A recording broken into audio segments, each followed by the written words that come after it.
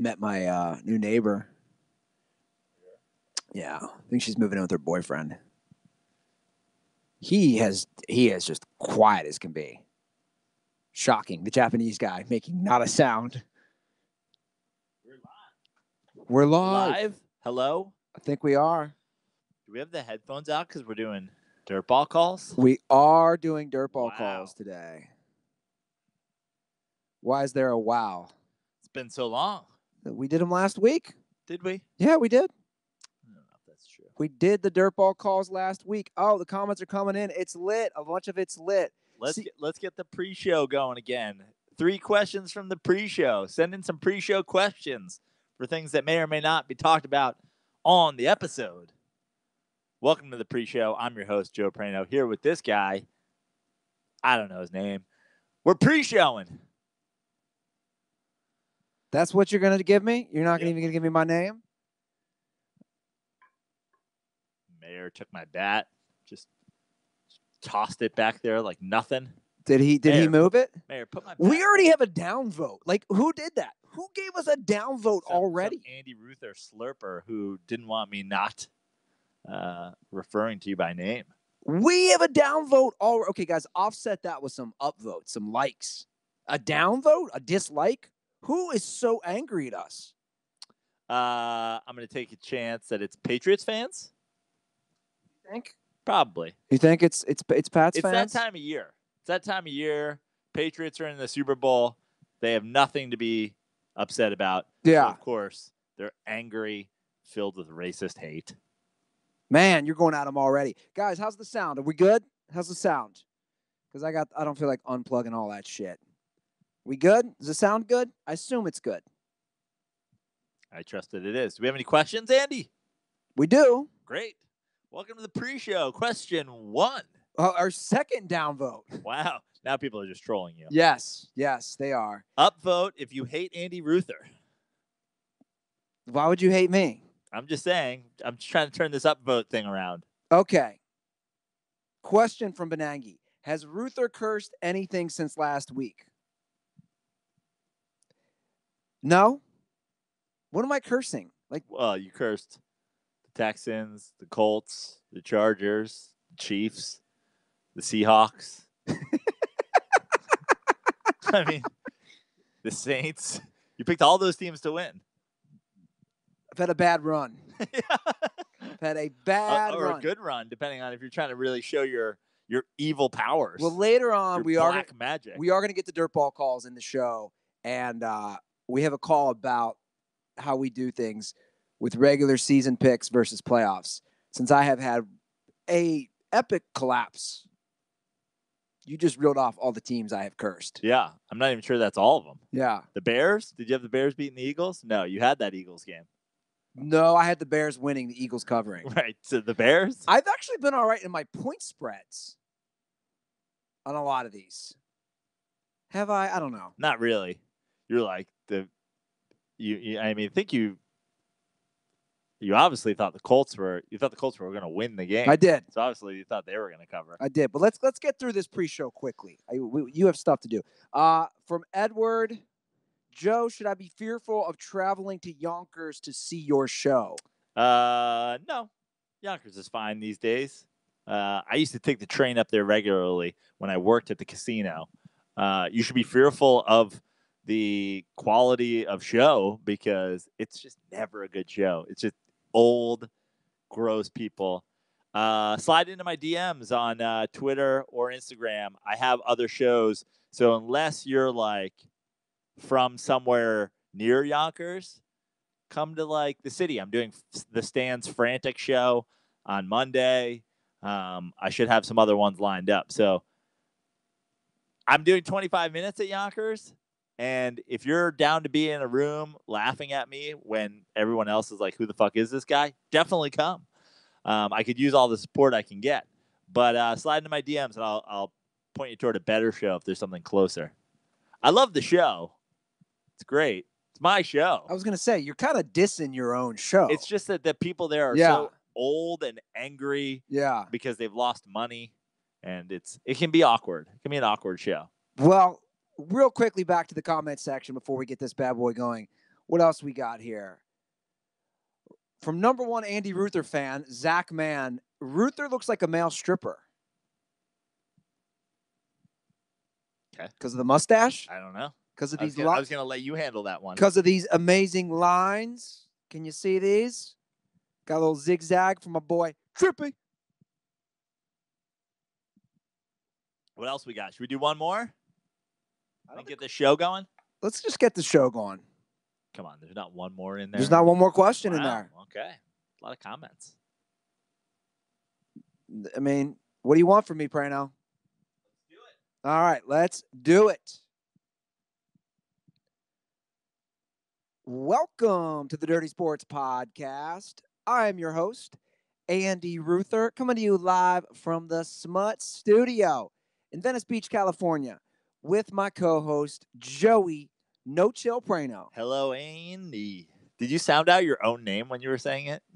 You're like Andy. I like to mix it up sometimes. I'm your host, Andy Ruther. You are so critical of my intros, Prano. I mean, it's just a tradition at this point. Why are you so critical of the intros? Because you always, if you do a good one, I let it go. That one, that was a great one. You really sounded like you weren't sure of your own name. It was like you were doing an intro for somebody you had just met. You're like, Andy? I think that was a great one. Great to be here, Andy.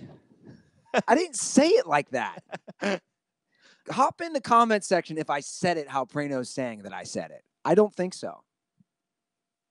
See, I feel like you put two N's in there, one for each tower you took down on 9/11. Man, coming out the gate hot tonight.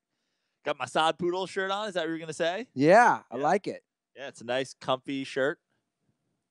I really want to go down there. Yeah, let's do it. Amarillo, Texas. I don't think I've ever been to Amarillo. You've never driven through? I believe that's the top part of the state, right? Yeah. If you go take Interstate 40, I believe. So, like, if I drove cross country and did that southern route, would I have gone through Amarillo? Yeah, because you don't go south. I could be wrong about it being 40, but I know if you do the top part, you know what I'm talking about? Yeah. Basically the part that's the Twin Tower, like a giant tower. Right. Andy did Amarillo. I don't think. Well, I've certainly never stopped there. Yeah. I've never been to Amarillo. I've stopped to get gas. I don't count places when I've just been there. Like I figured out recently, I think I have 6 states to visit, and some of them I've been in airports or driven through. Yeah. But I don't count it unless I've visited. Gotcha. Yeah. Well, let's do it. Let's do it. But there's a lot of stuff we have to do. Yeah. We have to figure out, are we doing something for our 500th episode? I mean, we're certainly not cutting this whole thing off at $4.99. So we're doing something. What will that be, though? I don't know. That's a great question. Slide into our comment section and give your suggestions. We're about what? A little over a month away? Little over a month away. Yeah. It would be, I believe, March 2nd. Or March 3rd. Whatever that. I was saying we're going to have to do a March spring training trip again. Oh, hands down. Hands down. So that could be interesting. I would love to maybe combine the two. Yeah. Right? That's sort of what I was insinuating. Okay. Yeah. Gotcha. And guess who's driving? Because I should have a new vehicle by the end of this week. You'll be like, but I don't want to take it because I got miles. No. The whole point of me getting a vehicle is that I can do these trips. Road trip. Yeah. It'll have air conditioning and everything. Yeah. Apple CarPlay. I'm all about that Apple CarPlay. You love the Apple CarPlay. Apple CarPlay is a game changer. I love that I can It's pretty much the same as anything. It's just that it's that Apple interface that makes it so so comforting because it's the same thing you look at on your iPhone. Just touching it, bro. Like I had courtesy of our buddy CT, number 1 ranked DirtBall. It was a Hyundai Elantra, but Hyundai. They don't, by the way, pronounce it like that. Who? They don't. Who?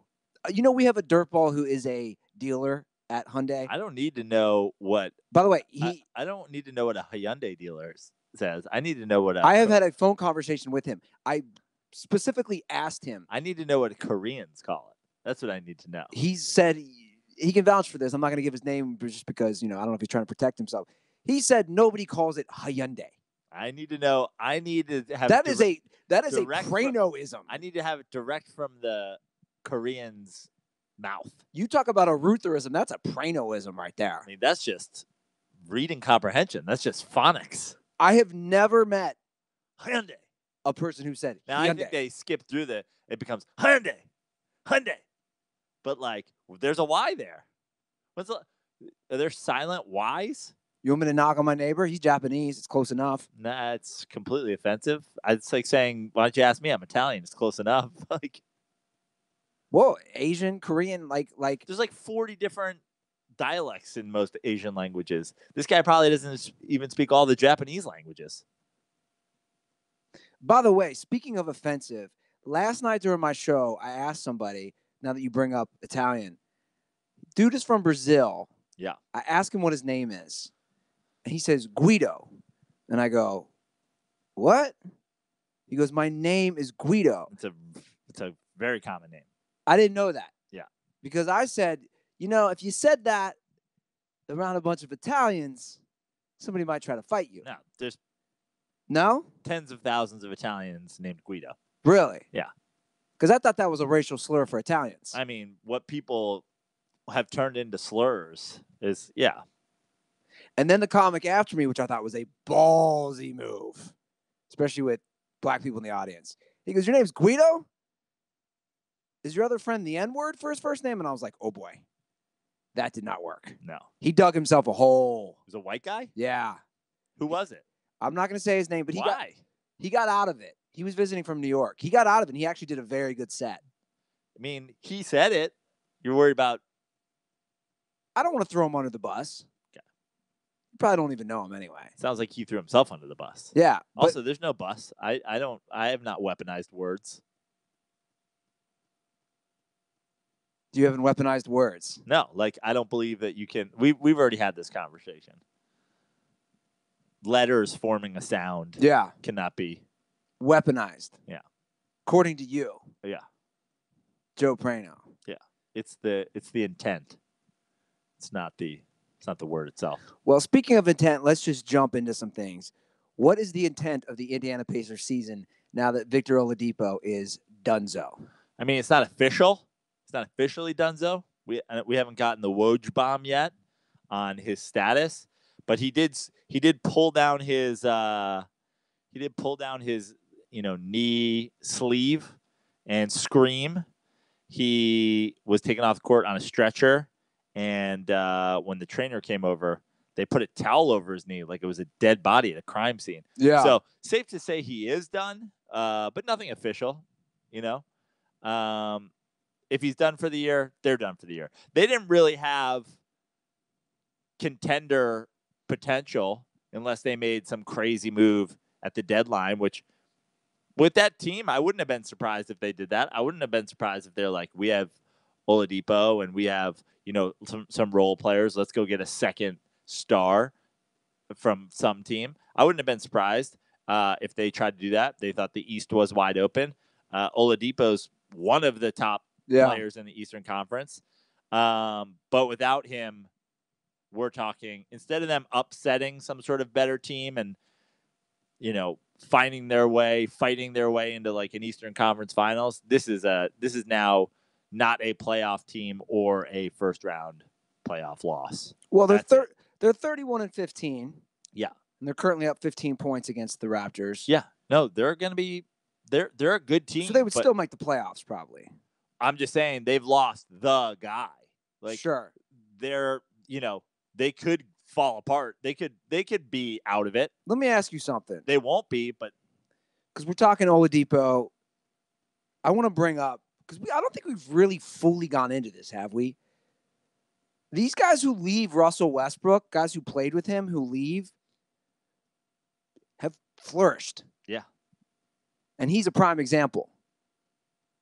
Are we saying that Russell Westbrook, I'm just trying to understand where we're at with him, because Oladipo is it's a case by case basis, but the fact of the matter is Oladipo's a star.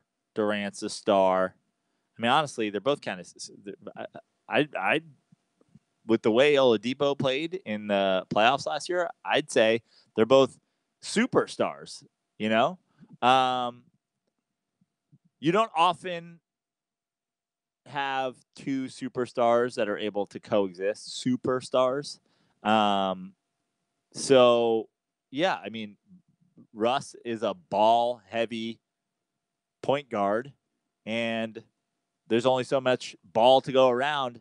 I just think that a lot of those guys, whether it be Kevin Durant, Harden, Oladipo, like a lot of those guys qualified to be the first banana on the team.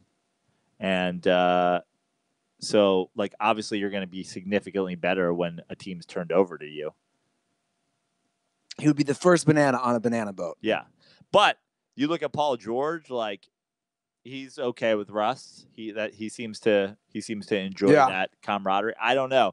I've been outspoken about, the Russell Westbrook type as your point guard.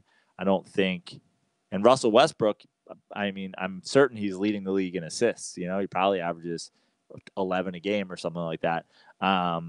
If he's not first, he's right there. He is a passing point guard, but he's a drive to the basket, dump off for a layup passing point guard. And I've said it when we talked about Kyrie. I think your point guard needs to be a guy. Even James Harden is similar. He gets a lot of his assists on, drop offs on his way to the basket. But Harden does have more, the ability to find guys the 3-point line with the whip passes and the hockey passes and the jump passes. So, I'm not a big fan of that style of play for a point guard, but it is what it is. Russ is a freak athlete, and he's not changing anytime soon. He hasn't changed from day one. He's not changing anytime soon. It's just they're all in on him. That's OKC. Will Russell Westbrook ever win a championship as a member of the Oklahoma City Thunder? Probably not. Yeah, that's what I was actually just thinking. And is that what you want, though? I mean, at the end of the day, right? At the end of the day, the measuring stick for every athlete, for every team, for every city is titles. It's not football, but like what I always say, it's a Super Bowl or bust league. In basketball, you got to sell tickets still. Yeah, you got to be a content. You got to be in the hunt every year. The worst place that you can be is mediocre. The 6, 7, 8, and out of the lottery, and the top couple spots out of the lottery, or in the lottery, I should say. So he's never, there's been some years where he was that guy, where they just missed the playoffs, where they were the 8 seed. Now they've got, but like that team's not contending. They're not contending. And if you think they are, you're Oklahoma City homer slurper. Like they're not. I don't care where they sit in the rankings right now. They're not a championship contender. Not in the West with, the Warriors. That's not the team that's going to beat them. Yeah, no one's beating the Warriors. It doesn't matter. I mean, it just doesn't matter. Look, Vic Oladipo's knee came out tonight. So if that happens to Steph Curry, no one's beating the Warriors.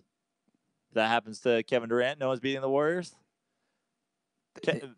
Steph Curry went sledding the other day on a dunk attempt. Did you see that? Of course. I mean, and then I saw an amazing, riveting interview. That's probably a, couple of inches here and there difference between that and what happened to Oladipo tonight. But not only did I see it, when I was scouring for stories for tonight's show, I saw just the most fascinating, riveting interview with Steph and James Corden. Let me tell you, I am so glad that I gave that 90 seconds of my life. Dude, late night talk shows fucking suck. And I don't know why I'm coming out with this right now, but they suck. They're terrible. They're so bad. And they're so... Were they doing carpool karaoke? I don't know what he was doing. But where did this interview take place? In the studio, and I forget the other two guests. It was God damn it, Regina. What's her name? Regina King, and then I don't know who the other guy was. It was another black guy. I don't know if he was an actor or what. He was actually funny, but it's just like, who is watching late night show? Who's watching fucking Stephen Colbert bring on? Oh my God, we're gonna have a when did politicians start going on late night TV? Like it's awful. I don't give a fuck, dude. I'm to the point of like, I'm gonna just start defriending people. Like that's on point. Like, are you defriending James Corden? No, like people who are so. You know what? That's it. Seth Meyers isn't my Facebook friend anymore. I'm just over this. Like people who like care about this shit. I'm losing my breaking point, Prano. Who cares about it? Who's like forcing you to watch James Corden and Steph Curry? People who fucking care about. I haven't watched. That's what I'm saying. 10 consecutive minutes of a late night talk show since David Letterman went off the air. Dude, it's bad. I'll have to take your word for it. I don't watch it. I watched a clip because I was on For the Win USA Today. Garbage. I'm just going to start fucking, I don't care. I'm going to start trashing all these organizations. Garbage. Bleacher Report. Garbage. It's all shit. Dude, The Ringer is like the only site that gives articles and opinions and takes. All other ones fucking suck. I don't know why this is all coming out now, but I don't know. I'm just letting you go, bro. It's been building up, man. Like, I go to The Ringer today. I can read an article about the baseball vote for the Hall of Fame. And I can see they're saying why things are trending this way, what's going on with guys like Bonds and Clemens. And so, but my point is, you go to dude, look what the Kiss Cam did. Oh my God. You're not going to believe what the Kiss Cam did. Bleacher Report, For the Win. It's shit. It's fucking shit. Cut Cam. That's where it's at, guys. Can I make a point about Cut Cam, by the way? Some people are forcing it now. I got to say. Okay, go for it. I got to say, jerseys at games where teams aren't playing. That's it. Thank you. Hats at baseball games. Thank you. Jackets, sweatshirts. That you're forcing it. If there's a guy in Minnesota who's a Lakers fan and he goes to a Timberwolves Nets game and he wears his Lakers jacket, like, motherfucker needs to stay warm. This might be his jacket. He's still a cock, though. I disagree. Okay. If a guy's got a hat on, it's one thing. If you go to a baseball game with a hat, like, you wear hats to a baseball game. But, like, jerseys at the wrong sport is the epitome of the cuck cam. You go, if I go with a sweatshirt on, I wear a Knicks hoodie and I go to, like, I'm not a cuck. No, I don't do it. I think of these things. I'm just saying, you're still kind of a cuck. I'm just saying, you're not full cuck. Here's the difference. You wear jackets and hats and hoodies and shirts. You wear those everywhere. Like, I wear a Knicks hoodie to the bar. I wear a Knicks hoodie to work out. I wear a Knicks hoodie. I don't wear my Patrick Ewing jersey anywhere but Knicks games. And if I'm, like, shooting hoops or if I'm watching a Knicks game. So when you put on an article of clothing specific to going to watching a sporting event to the wrong sporting event, now you're a cuck.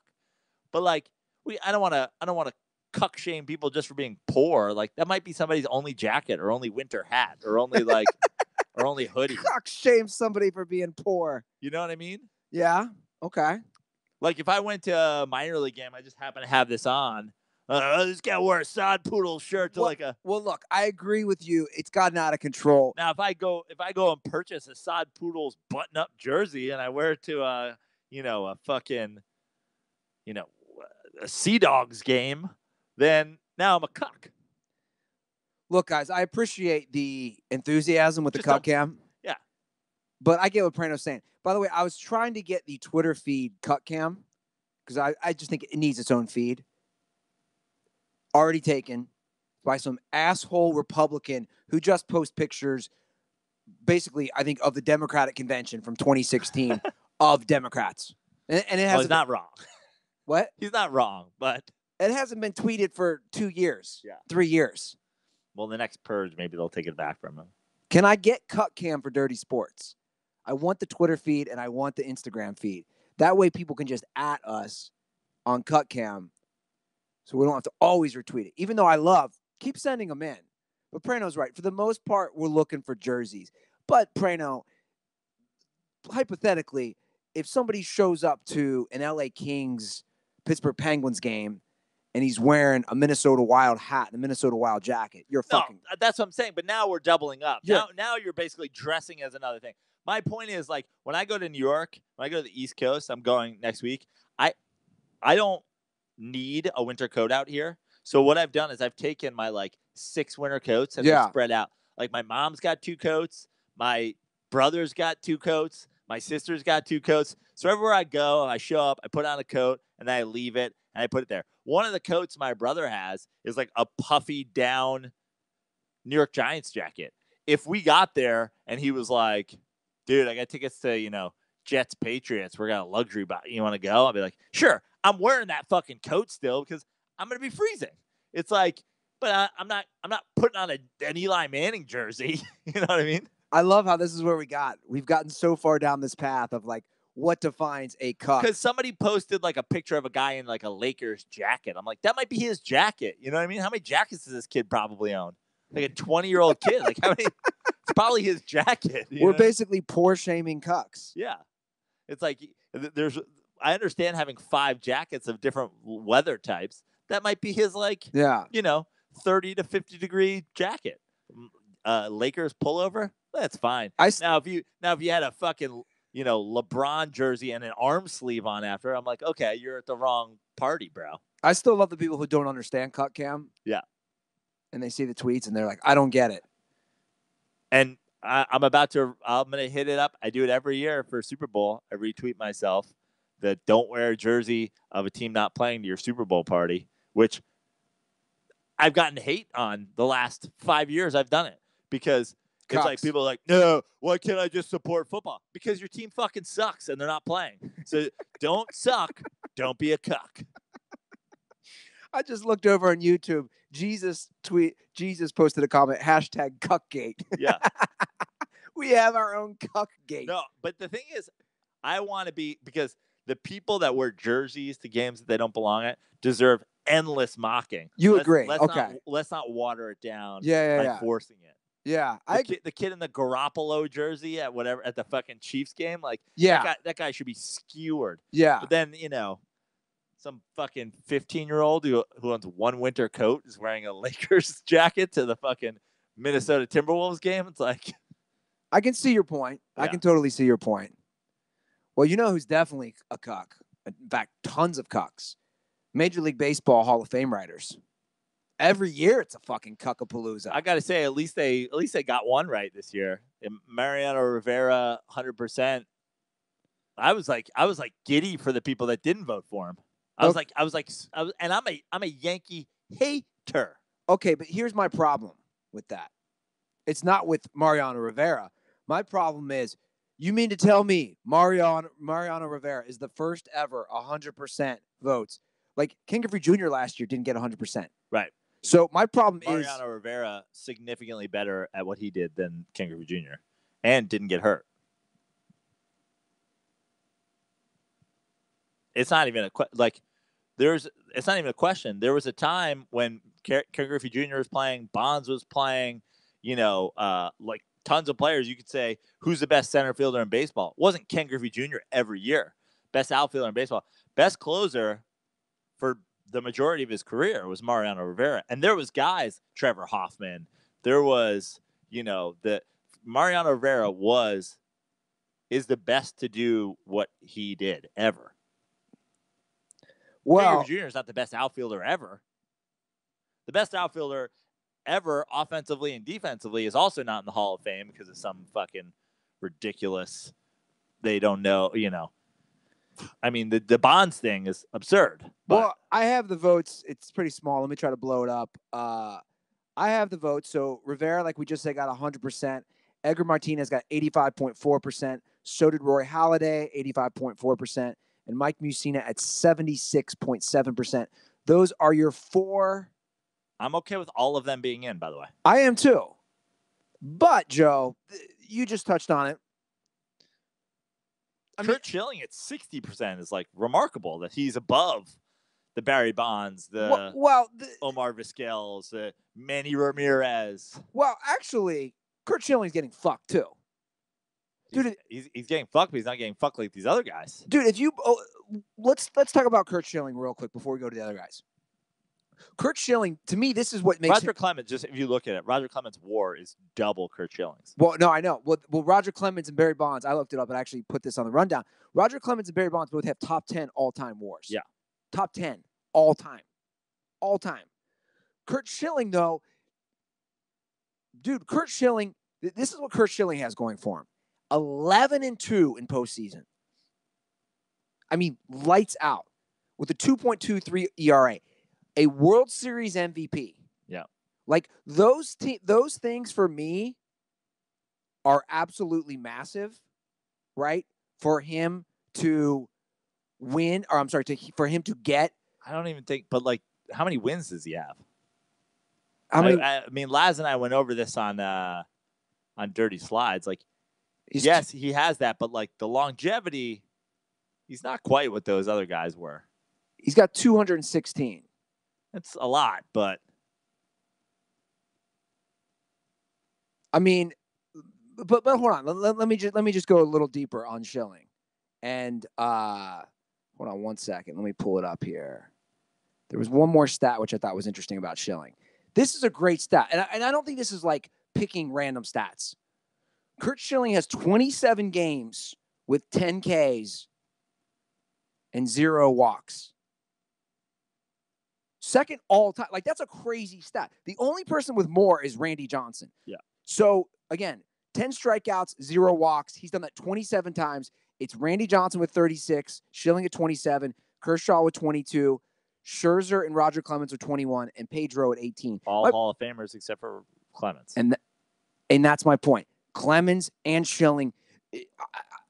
I'm sick and tired of this shit. I'm sick and tired of it with Clemens. I'm sick and tired of it with Bonds. They should have to show their votes. And the fact that they can keep it anonymous is bullshit. I want to see who's not voting for Barry Bonds. I want to see who's not voting for Roger Clemens. But it's like they're pro-life people, essentially. It's like there is no argument because the abortion's murder. It's like you can't have an actual conversation with people because they're just going, well, he was on steroids and that's why I didn't vote for him. That's it. The end. And what's ridiculous is we know both of those guys, Clemens and Bonds, were on, but it's like if we don't know for sure, like I don't think Bonds is tied to all of it, but like Bonds didn't admit it and Bonds doesn't have a positive test. Bonds won 7 MVPs. I mean, don't even get me started on Barry Bonds. The problem with the Barry Bonds 7 MVPs. Is Barry Bonds was going to be in the Hall of Fame regardless. He won 3 MVPs in a row before he was on steroids. And if he had fucking shredded his knee then, would be in the Hall of Fame. And the only reason he took... Barry Bonds is an asshole. No one doesn't think Barry Bonds is an asshole. But you see, like, you have to be stupid not to see the timeline of him skinny watching Sosa hit 66 home runs and McGwire hit 72 home runs and go, this is stupid. I'll hit 100. And if they're not going to do anything about this, then I'm going to. And then 2 years later, literally hitting 100 if he didn't get walked 250 times in a season. Yeah, it's total bullshit. The Clemens thing, Clemens is a different story because you can see Clemens had 2 distinct portions of his career. He had the portion of his career when he was dominant, then he had him falling off. When are we saying and then he had resurgence. Are we saying the resurgence is with the Blue Jays? Yeah. And the Red Sox moving on from him because they're like, no, he's losing it. He's lost his stuff, which is life. You're not a power pitcher forever. You're not a guy who throws 100 forever, unless you're Nolan Ryan. But you're not that guy. Yeah. Then he falls off. Then he comes back. And you're like, well, this guy was like, I'm going to be out of baseball. I'm going to do steroids. It's two totally different stories. But the thing is, at this point, you can't make an argument over it anymore. Because you can't prove that there's guys who weren't on steroids that are in. But exactly. And that's it's this, dude, this is the sports version of virtue signaling. It's this holier than thou attitude, like you were saying, using the pro-life example. It's this attitude of, oh, well, they did it. They tarnished the game. It's like, guys, everybody was using it. This was basically the era you and I grew up on. Yep. Everyone was using it. I mean, this is the era when I stopped watching baseball for a decade. Because I was like, you guys are dumb. You knew about it. You let it happen. And now you're trying to pretend you didn't know about it and you didn't let it happen. And now you're targeting people and suspending people and whatever. And I've said this a million times on this show, my brother John, who knows nothing about sports, spent his, childhood and adult life doing things like jerking off on turtles, told me Mark McGwire and Jose Canseco were on steroids. Didn't know what the A's was. Didn't know that was the Athletics. Didn't know they play in the AL West. Didn't know that they were the Bash brothers. He visually made the connection. No, he was just like, those guys are on steroids. Like he heard through the fucking rumor mill, like, I'm gonna ruin Joey's life by telling him these guys he looks up to are on an illegal substance. How does he know? Because everybody knew. Yeah. All you had to do is be over 13 years old. Sure. And you knew Jose Canseco was on steroids. Exactly. You're right. Everyone knew. So the idea that Selig didn't know and fucking everybody in baseball. Well, it's just, but what I hate about the writers, and it's the same point, is these writers, and we have two things at play here. We have the steroid stuff, and then we have somebody like Curt Schilling, who is an unabashed right-wing conservative. I don't even know if that's the thing, though, because he's I imagine tons of these guys. He's just an asshole. But my point is this, but that's similar to my point. My point is this. If you can't separate the player from the person, and if you can't separate the artist, the musician. Ty Cobb's a murderer. But that's my point. The musician, the actor, from their personal life or their politics, you have no right to be in this world of voting, in this world of journalism. I mean, Prano, how many celebrities in Hollywood can I not stand, but I can be like, wow, they're a phenomenal actor, a phenomenal actress. Like you are such a base, pathetic, simple-minded individual if you don't want to vote for Curt Schilling because he's an unabashed conservative asshole. It's like you have no right to be voting, plain and simple. And it's the same way for Barry Bonds. It's the same way for Roger Clemens. What they did on the field says it all, plain and simple. You just said it. Ty Cobb is not only a murderer, he was a racist piece of shit murderer. End of story. My problem is they're not correcting themselves in doing this. Like, Omar Vizquel is one of the greatest defensive shortstops of all time. His career WAR is only 45.6. But that's because over the course of his career, he was not a great hitter. But he came around to the point where if you look at it up there, he finishes 2,877 hits. He finishes 123 hits shy of 3,000 with a 272 career average, while being not a good hitter for the majority of his career, while just being strictly a fantastic defensive player. Sure. And he's only going to get 42.8% of the vote. So you're not correcting we're not putting in the guys who did steroids during the era, and then we're not putting in the guys who were successful during that era despite not doing steroids. Sure. Totally agree. I mean, Joe, let me just point out the hypocrisy here. This is what I don't understand. Manny Ramirez it's stupid. Has 20, but this, I just want to point out these two players. Manny Ramirez, as we look at it, has 22.8% of the votes. You go down to Sammy Sosa, he has 8.5%. So my point is, well, for one, Manny Ramirez was way better than Sammy Sosa.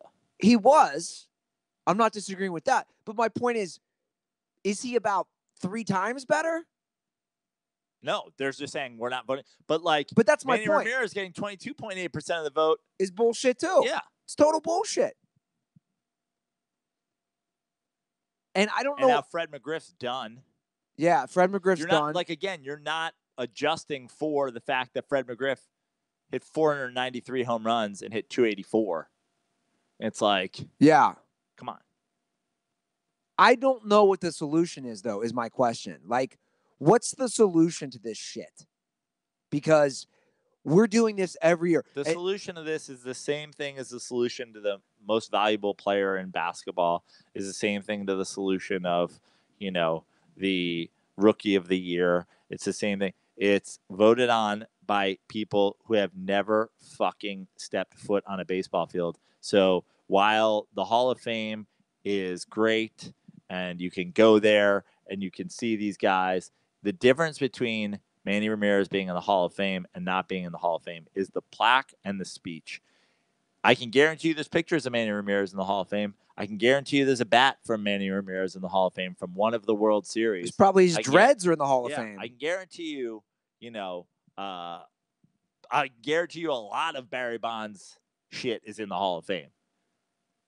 The difference is he doesn't get a plaque on the wall and he doesn't get to speak for himself, which, if you want the real answer, what is it? Well, the Dirty Sports Podcast should have an event where we invite these guys to come and give their Hall of Fame speeches. That's what we should do. Love it. We should be like, Barry, you're in our Hall of Fame. And we're not Giants fans. You're the best ever, dude. You're the best ever. Where's he giving that speech? Next to the pool? No, that's disgraceful and offensive even to Barry Bonds. You got so offended by that. Where's he giving the speech? If we have the Dirty Sports Hall of Fame, where are we holding the event? I don't know. The fucking Comedy Store main room, Santa Monica College Arena. I don't know. Someplace where you can get a bunch of people in there. Try to sell tickets to this thing. You know what I mean? You want no part of Savage Town. Savage Town? What are we, inviting people by the pool? Come on, man. This is to raise our profile too. Yeah. Now Roger Clemens, fucking cuck ass, he's out. No, Clemens is in. We bring them all. We're having a committee. There's a committee.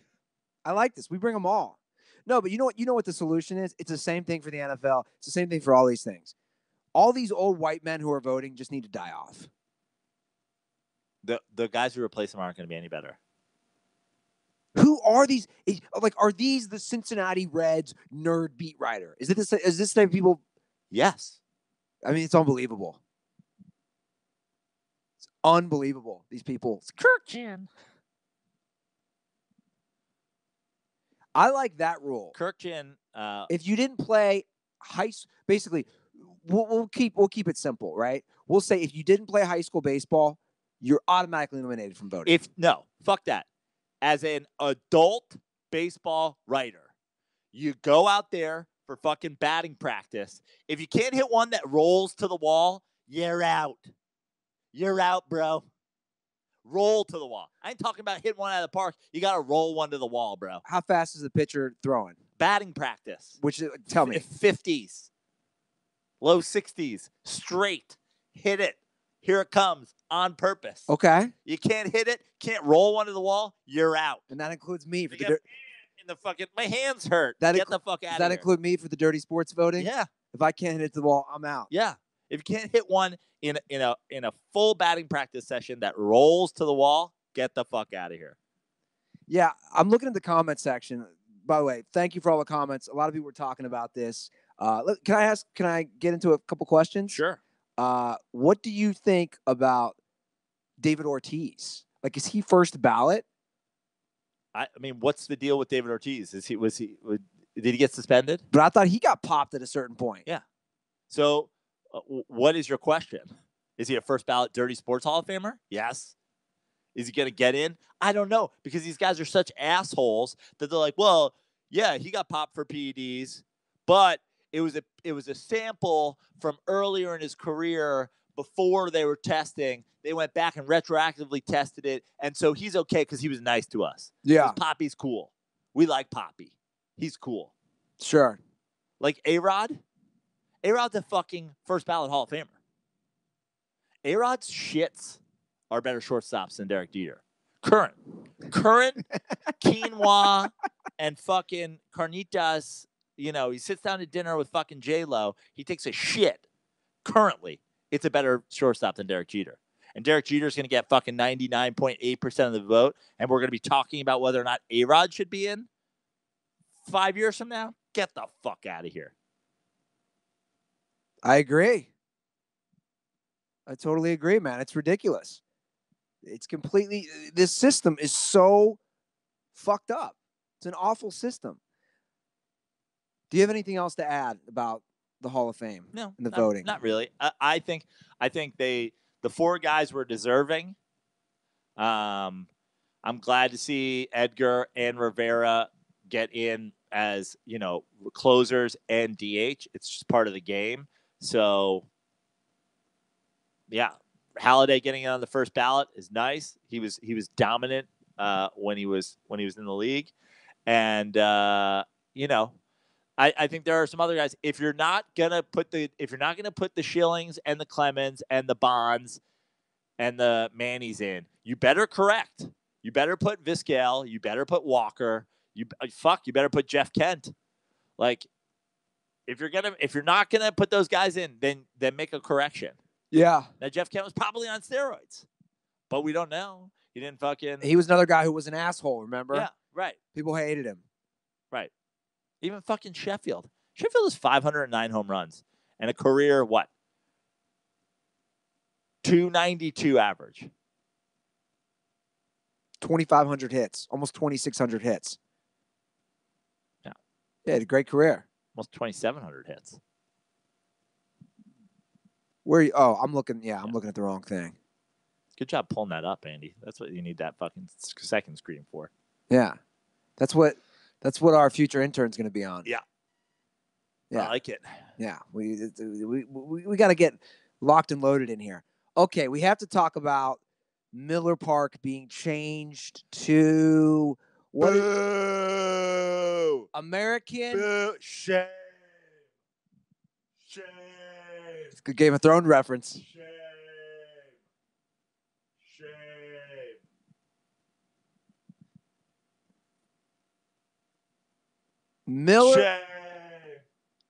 Miller Park will be changed to American I don't Family give a fuck if Insurance. it's getting changed to the Joe Prano Kill Yourself No Chill Memorial Park. It's fucking stupid. You're the Brewers. I know, but hold on a second.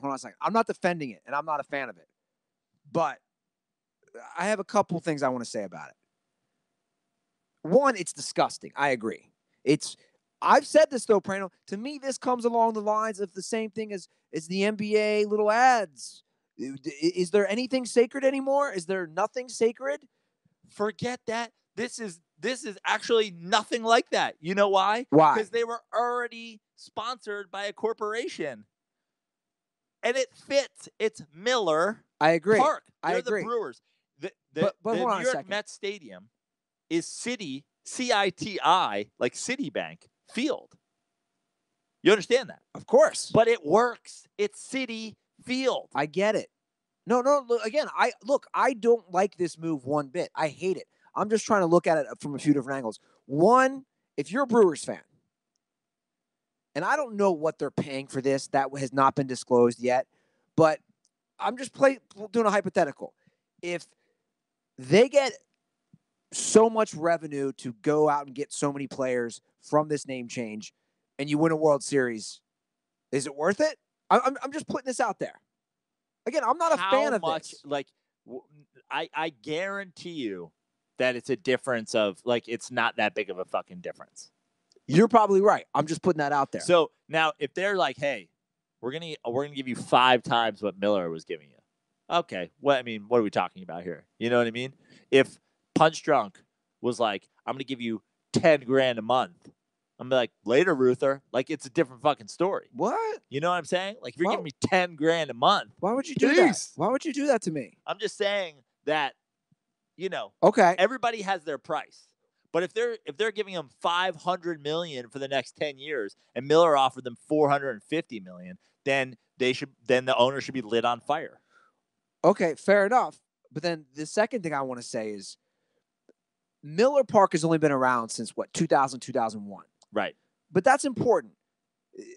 The analogies that I saw, they don't hold up. I saw analogies saying that's like changing Fenway or Wrigley. Well, it's not, because they used to play in Milwaukee County Stadium.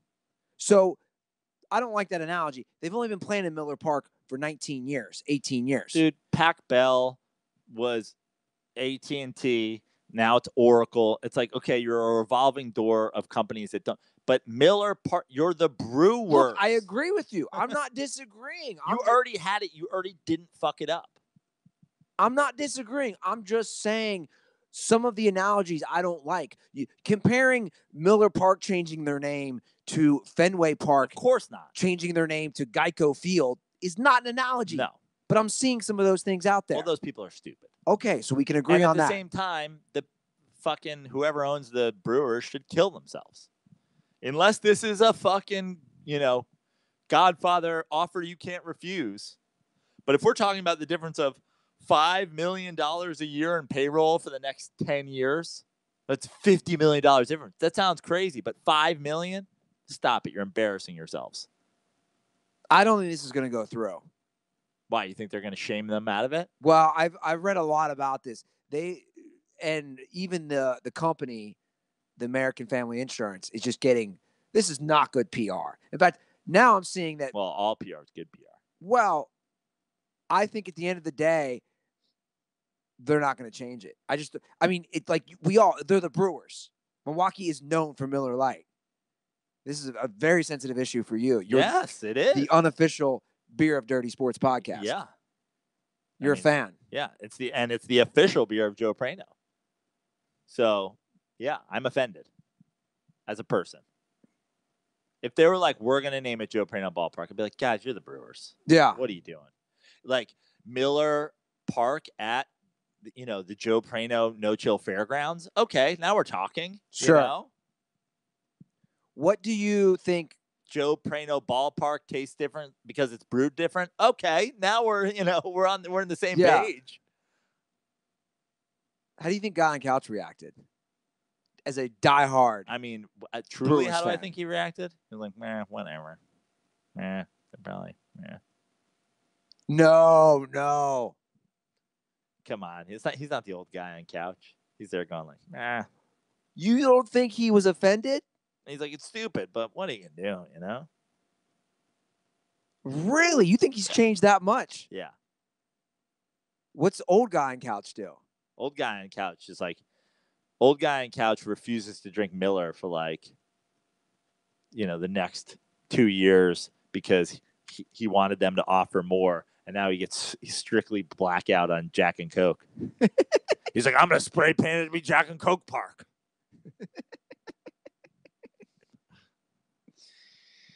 Well, we talked about doing something for spring training. We talked about doing maybe a possible mini tour. Joe, I like the sound of all that. What we need to do is we need to start looking for tickets on SeatGeek. SeatGeek! Pull up the SeatGeek app. I have the SeatGeek app open today, Andy. I was looking at, where I've never been still? Where? Barclays Arena. Ooh. I've never been to Barclays Arena where Brooklyn where now, the Nets right? play.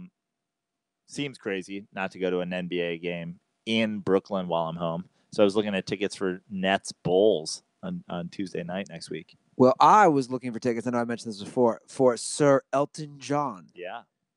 He's doing his final tour. He's doing some shows at Staples Center. He did one last night. He's doing some at the Forum Super Bowl weekend. So I was looking at tickets there. Guys, if you haven't used SeatGeek, I don't know why. Fix your life, as Joe would say. Use SeatGeek because, best of all DirtBalls get $10 off their first SeatGeek purchase. Just download the SeatGeek app and enter promo code DIRTY today. That's promo code DIRTY for $10 off your first SeatGeek purchase. SeatGeek, life's an event. We have the tickets. And speaking of tickets, that is a good, easy, natural segue for NFL and Super Bowl. I don't know if you saw this, but ticket prices are down big time for Super Bowl 53. Really? They are saying that from everything. I read a few different websites on this, and it's a combination of things. One, the Patriots have been there so much. It said fatigue within their own fans of just like I can see that. Like, I mean, how many? There's only so many Super Bowls you can convince your wife you need to go to. Yeah. So they said there's major fatigue within Boston fans, and also the thing we all knew: who are these LA Rams fans? Yeah. So tickets had continued to drop in price. Is Shabelli going? I asked his dad.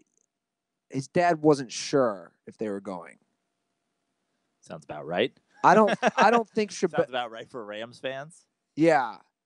I don't know. But to compare things. Is that Shabelli on the right-hand side there in front of the U.S. flag? It looks like his dad, though. To compare things, last year, the get-in price on the Wednesday after the conference championships was $3,680. Still expensive. This year, it's $3,120. So, it's a good $600. That's a lot cheaper. Right. The average price last year at this time was $6,514. This year, the average price is $5,790. So, dude, there you're talking $800 cheaper. Yeah. I believe they're down anywhere from 17 to 20%. But that could all change. Probably won't, though. Why would it change? Yeah. I don't know. I don't think people are waking up tomorrow and they're like, you know what? I'm going. I think anybody going to the Super Bowl probably knows. Or 75% of the people, right? Yeah. Should we go to the Super Bowl now that it's dropped so much? I got a Venmo donation from a DirtBall. Said go to the Super Bowl? $100 donation. Nice. Yeah.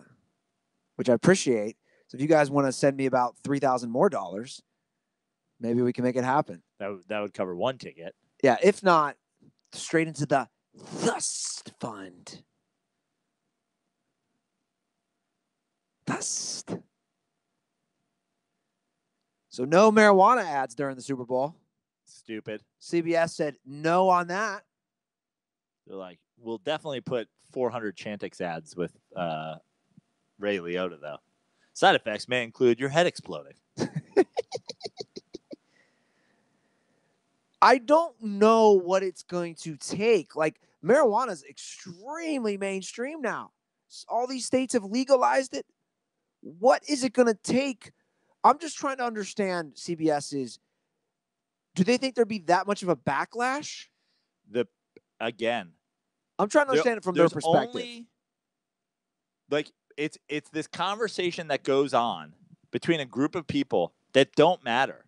People who write letters and people who read letters.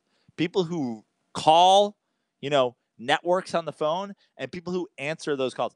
When I worked at CBS, people would call and they want to complain about the liberal CBS Evening News. They'd call the fucking CBS main number and they go like, let me talk to Dan Rather. And the fucking, the lady who ran the switchboard was like, all right, I'm going to transfer you to Evening News. So then I get the call and be like, let me talk to Dan Rather. I'd be like, all right, what do you want? Sure. He's on the air right now, which is, I assume what you're calling about. What would you like to tell him and his liberal fucking asshole, blah, blah, blah. I would go like this. Yeah, you know what? I'm going to put you on hold, and he's going to pick up during the commercial break. And I put them on hold, and I would never, ever, ever take them off hold, ever. And I would watch the light, and it would blink, and it would blink, and eventually it would go out, and I would laugh and laugh and laugh. Your opinion doesn't matter. If you're calling up, your opinion doesn't matter. It doesn't matter. If you're writing letters, your opinion doesn't matter. You are going about this the wholly wrong way. But those people that are in charge, the old-ass people who have billions of dollars who run networks, that's what they care about. Like, I remember John Mara, who owns the Giants, saying, I never got more letters than about an issue than don't sign Kaepernick. I go, who's writing letters, man? You're getting responses from one subsection of the population. People have stamps and envelopes. How old are these people? But again, I'm trying to just understand from CBS's perspective, what do they think is going to happen? Letters. Phone calls. But no one's going to boycott the Super Bowl. No one's going to boycott. Dude, you know we didn't see Janet Jackson's titty in the Super Bowl? We saw a pasty. She had a pasty. Yeah. And then they had to apologize, and she's been banned, and blah, blah, blah, because people were like, how dare you show me a titty? CBS, are you listening? I don't like titties. No one in my house likes titties. I haven't seen my wife's titties in 4 to 5 years, and there's a reason. Did Dave Chappelle call up CBS? Yes. Dayton. I don't want to see marijuana ads during the Super Bowl. My kids are going to start doing marijuana. Yeah, your kids already do it because you're a fucking asshole. It is. I am such an advocate of this shit now. I mean, let me get serious for a minute. Like people at Applebee's, dude. No, but let me get serious for a minute. And I kind of touched on this on Den Report. Like, I was a disaster when I drank. There's no other way around it. I was like, I mean, do not even waste your breath talking about the benefits of pot versus alcohol because it doesn't matter. Like now you're just fucking. But I'm just saying, like, the reason I'm saying that is because the benefits, it doesn't compare. Like, if we're going to pull up stats, we're a sports show. But you're now arguing to a point that anybody who has any actual information knows, and the people who are complaining don't know and will never know because they look down upon weed because of fucking reefer madness, and it's a gateway drug. Like, these people don't know and they'll never know. Yeah. Do you know the irony of this? Do you know whose company was trying to run a commercial? John Boehner, who voted against all the marijuana stuff, who now, let these politicians do because they stand for nothing, now works as a consultant or in some form making millions for a cannabis company. Yeah. That's the irony. And the people who are going to call and complain don't know that. They'll never know that. You found that out on the internet. They don't know how to get on the internet. They also don't know fucking climate change is happening.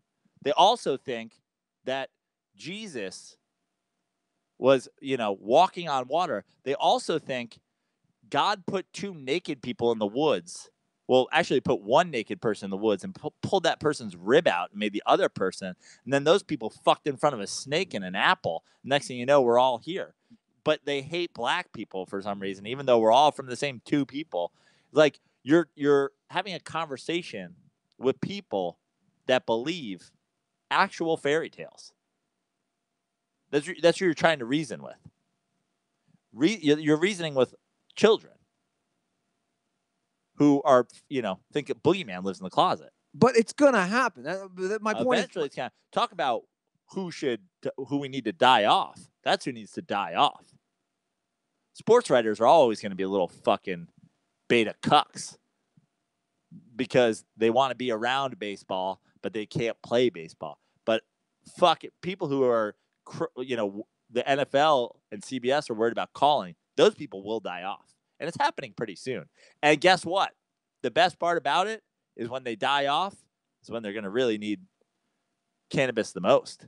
And then I'll be like, fuck you, motherfucker. You don't get any now, cancer-ridden old fuck. Pray to Jesus. I was reading that the owners are going to use the marijuana thing as a huge bargaining chip in the next CBA. So basically, the owners are ready to, I think, get rid of the ban. Good. They should. But they're also going to use that as a huge chip when it comes to negotiating the salaries and, those sort of things. Sure. And whether or not people can express their opinion, kneel on the sidelines. So that's what again, the CBA I don't think is up till 2021. But from the early stages, they're saying marijuana is going to be a huge sticking point that they're going to just use to their advantage. Yeah. Because they know where everything's headed with this stuff. I mean, this is a avalanche. This is a tsunami that you're not stopping. Like the people who it was the same way with legalizing same-sex marriage. One state does it, the next state does it, and it's like, guys, let's just let anybody marry whoever they want in the whole country. It's the same thing with cannabis. We're getting there. Like, what are we waiting on? This isn't 1950. Like you said, this isn't reefer madness.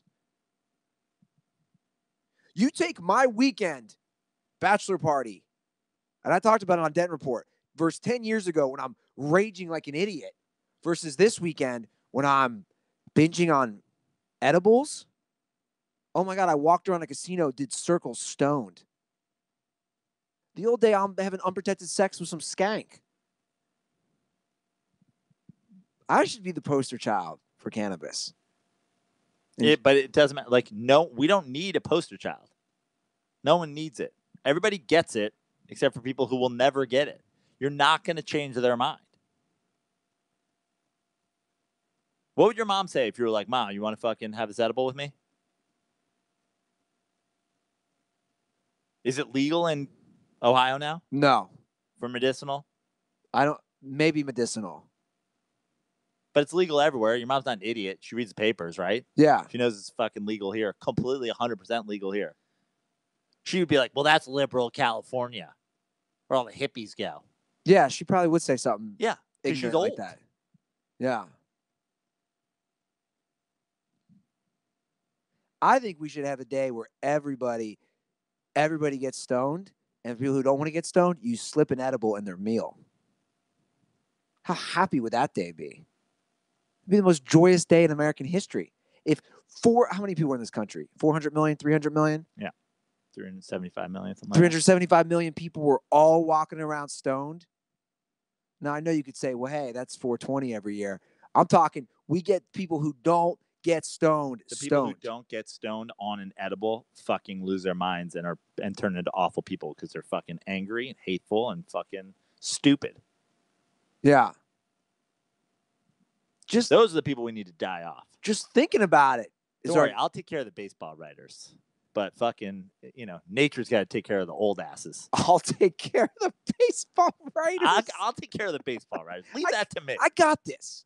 Leave that to me. I'm gonna need Mother Nature to take down the fucking old ass people. So the Chiefs fired their defensive coordinator. Yeah. Threw that guy under the bus. I think they should hire Rex Ryan. Did they hire anybody yet? I'm sure that they didn't. Didn't they fire him yesterday? They fired him yesterday, I believe. They got to hire Rex. I mean, they're talking about it, right? Or everybody's talking about it. Steve Spagnuolo. Oh, he got hired? Is the favorite to be the Chiefs coordinator. I'm a Steve Spagnuolo fan, so. The question is, can Rex Ryan exist as a defensive coordinator? To me, that's the big question. Why? Because he's been a head coach? Yeah. And he's such a loud personality. I think he'd be fine. I agree with you, but I think that's the question. But, Spagnuolo has just as much success as Rex at this point, especially if your only goal in life is to beat the Patriots. Spagnuolo's like, oh, I got you. Yeah. He's like, that's why you know my name. Yeah. Who was he a head coach of? He was the head coach of the Rams. Ah, that's right. And he was he was the interim head coach of the Giants.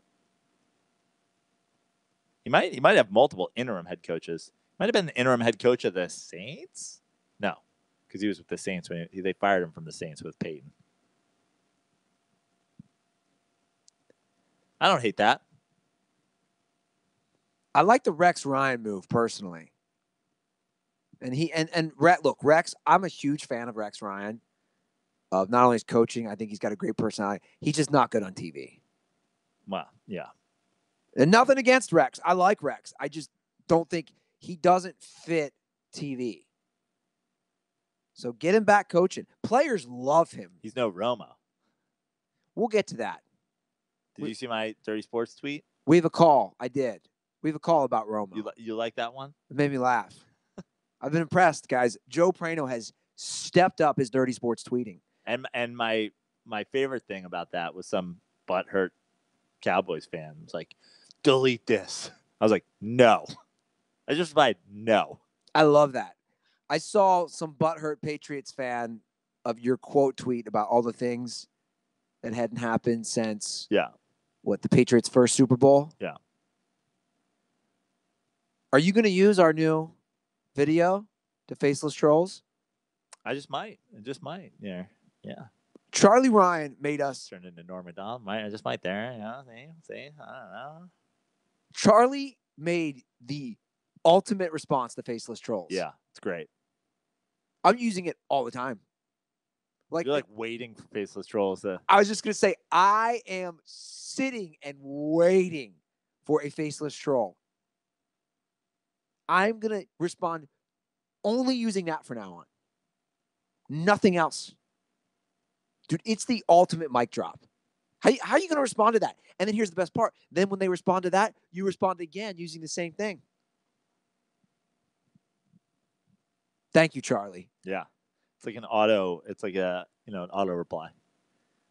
I saw that last night because he DM'd Dirty Sports that, and I was losing my shit. We've had some real modernizations happening. We've got something waiting in the wings that's really going to step up the studio. Oh. We've now got an auto reply.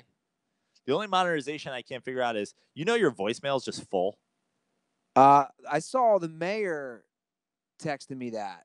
I haven't been able to leave you a voicemail in like 3 months. It's maybe just more. It's just full. When you go to your voicemails, there's just like old voicemails in there. I didn't think people were leaving voicemails. I wonder why all those car dealerships weren't leaving voicemails. Yeah, because you can't. I got to clear that out, huh? You can't delete your voicemails. But I don't think I have that many in there. Well, you do. Because it's full, which is hard to do, actually. So when you thought I died, you were concerned also because the voicemail was full.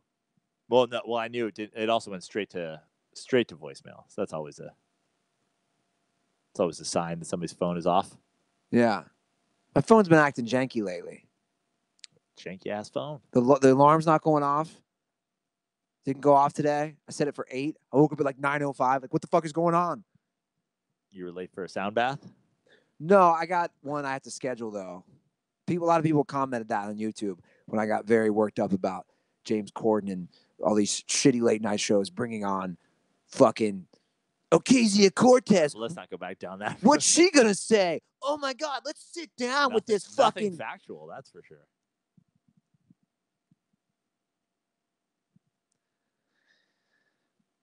Deep breaths, Andy. Deep breaths. Buffalo Wild Wings is giving away free wings if this Super Bowl goes to overtime. I love Buffalo Wild Wings. I know you do. I love Buffalo. But hold on. I want to bring this up, Joe. And this is where I want to go with this. So Buffalo Wild Wings said they're going to give away free wings to everybody if the Super Bowl goes into overtime. Yeah. I got to ask this. For someone who likes to go after the Midwest and Applebee's, yep. Is there really a difference between Buffalo Wild Wings and Applebee's? Yeah. Buffalo Wild Wings does one thing, and they really focus hard on it. And they give you 40 different options of the same thing. If Applebee's was like, we make apple pie, I'd be like, okay. But they don't. They're like, there's 27 things on the 2 for $20, and none of it's very good. Wings are hard to fuck up. And if you go to Buffalo Wild Wings and you can't find a wing you like, I mean, just kind of an asshole. There's 400 different flavors. Yeah, but look, they're not making fucking creme brulee. They're deep frying wings. I'm gonna get crucified for this. I'm not saying it's the best food, but if I'm going to an Applebee's, again, a lot of times, like let's say you're on the road or you're traveling and you don't have any options, it's not the worst food. It's not the best food. It's pretty bad. Can we get McAfee back in here? Pretty bad. He was raving about those ribs. Yeah. And I haven't had the ribs because what am I trying to get fucking, poisoned by Applebee's ribs? How long do you think they're smoking those ribs in the back of Applebee's? I don't know. I don't think they are. Now, where's an Applebee's near Buffalo Wild Wings for me? Also, I basically only do, but like Buffalo Wild Wings for me is that like, you're in the middle of nowhere. and it's a Sunday, and you got to find a place to watch a football game, and it's like, what are you doing? You're trying to find some local sports bar? Just go to Applebee's or just go to Buffalo Wild Wings. You know they're going to have your game. Look, I agree. They have tons of TVs. I'm not going – if you go to Buffalo Wild Wings, by the way, and you ask for a cheeseburger, walk into traffic. Like, what, I mean, for the record, I'm a fan of Buffalo Wild Wings. I'm not dissing it. I think those restaurants aren't that far off. Do I like Buffalo Wild Wings over Applebee's? Yes, of course. I'm just saying, I think they're in the same wheelhouse. I think they're Mike Mussina. Just focus on one thing. I think they're Mussina, Kurt right. Schilling is all I'm saying. That's like when you go to, it's like Taco Bell. You know what I mean? Taco Bell fell off when they had 900 things on the menu. It's like, focus. Just focus. When's the last time you went to Taco Bell? I think the last time we were just talking about it when we went into the one in Hollywood, and it was like the caravan that came up from Mexico had parked there. There's homeless people. You know what I still love about that night? I thought the one lady covered in like makeup that you put on to go to Studio 54. But I thought 1976. But yeah, I thought talking to herself. I thought it was a lady. You said it was a dude who was transsexual. Whatever. I mean, these days, if they got long hair and they identify like she was a lady, you know. I don't know. Wild, man. Yeah, Buffalo Wild. Now it's good for. So what's the deal? Free wings, but this is always some bullshit, right? You get 6 wings 4 weeks after the Super Bowl if it goes to overtime. Something like that. Yeah. Like steal a base, get a taco. Like 2 weeks after the World Series, I got to remember to go to Taco Bell for one taco and be like, guys, so remember that stolen base? Yeah, I'm here about the stolen base. By the way, what they should do is if you go to Buffalo Wild Wings for the Super Bowl and the Super Bowl goes into overtime, you can then stay until you're done eating wings. They're just like all you can eat wings from then on. Doors can't close. No, you're just allowed to stay as long as you want eating wings. Now that's a fucking promotion. Yeah. They're not going to do that, though.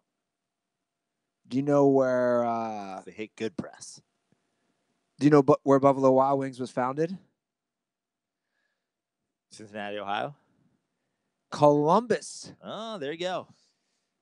I knew it was an Ohio company. It was founded in Columbus, Ohio.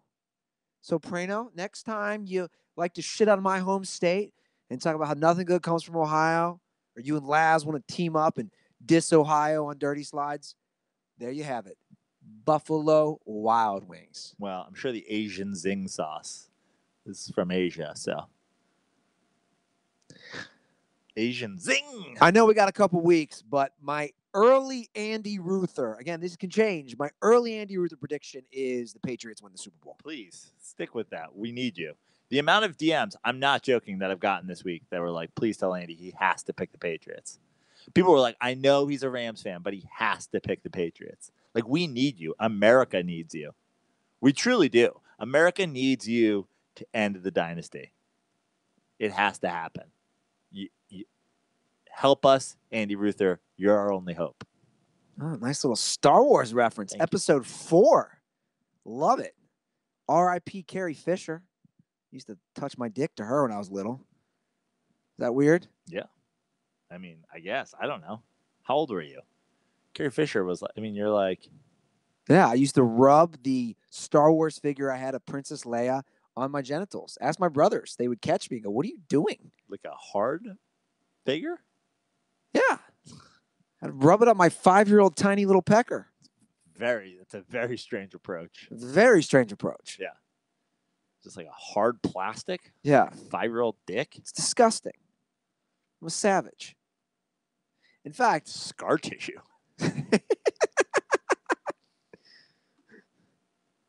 You're like hooking up with a girl. She's like, what's that knot? You're like, remember Carrie Fisher? Remember when action figures were a thing? I would like to have sex with a girl doing the Princess Leia, the buns. I still haven't done that. Go to Comic-Con, man. I'm sure it's available. Yeah, right? Yeah. I bet it is.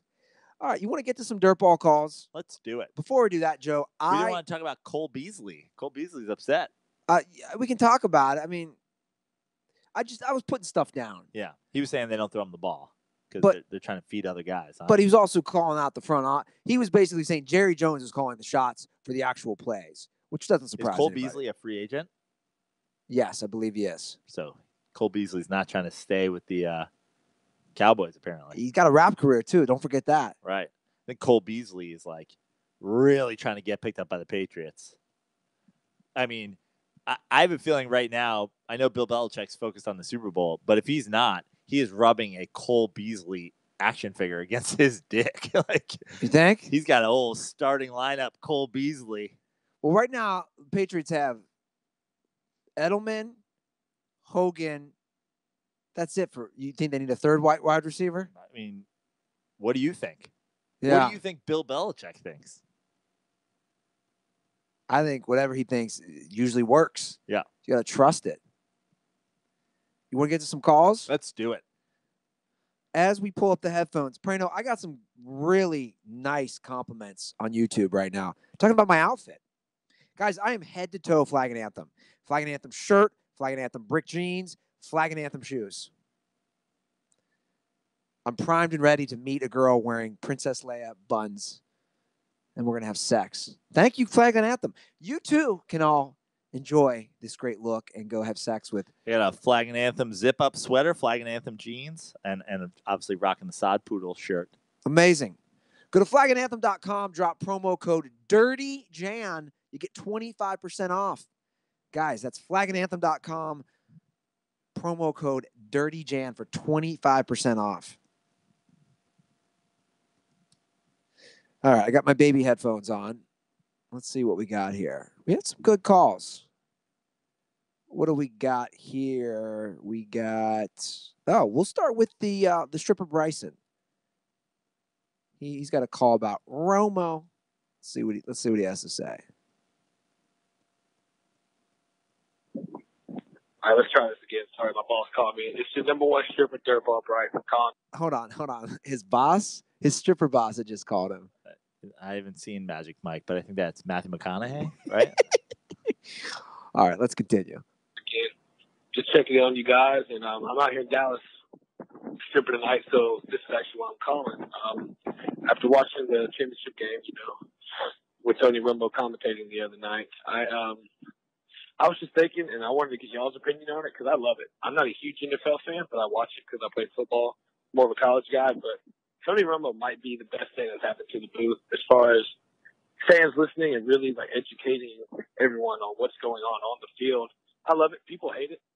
I'm not sure why. I just wanted y'all's opinion on it. And I'll be back in LA in February for a month.